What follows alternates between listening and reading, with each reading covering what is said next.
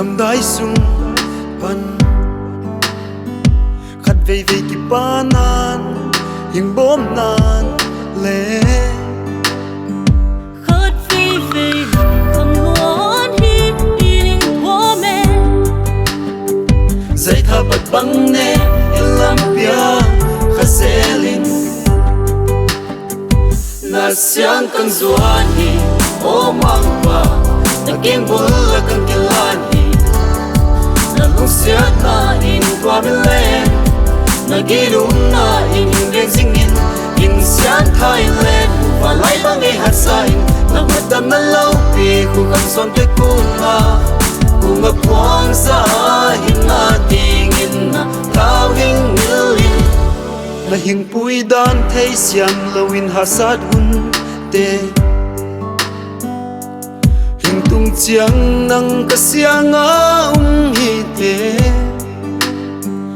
o Mangpa hing putwa in len ei lungsiedin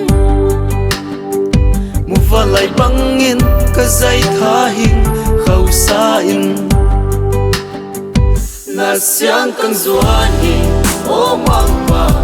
na kengbul kang kilan hi na lungsietna in Muvanlai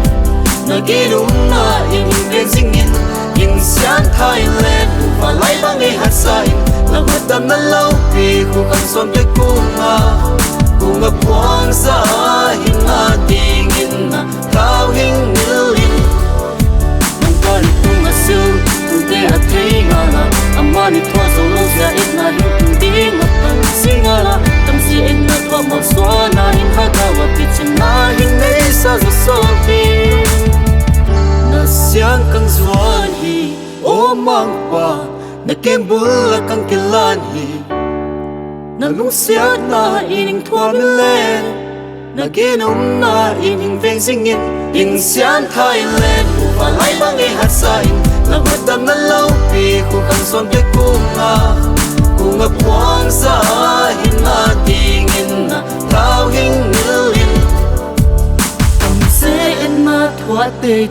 mi hu aham phahi Asia benet kiat a zo chiang in Mangpa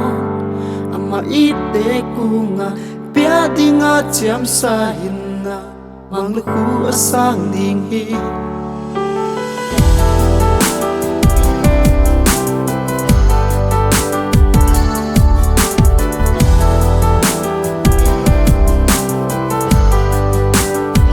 na siang kang zuan hi o Mangpa na kengbul kang kilan hi na lungsietna in Muvanlai na umna in zing in siamtha Muvanlai bang hatsa na hutdamna loupi son te kunga puang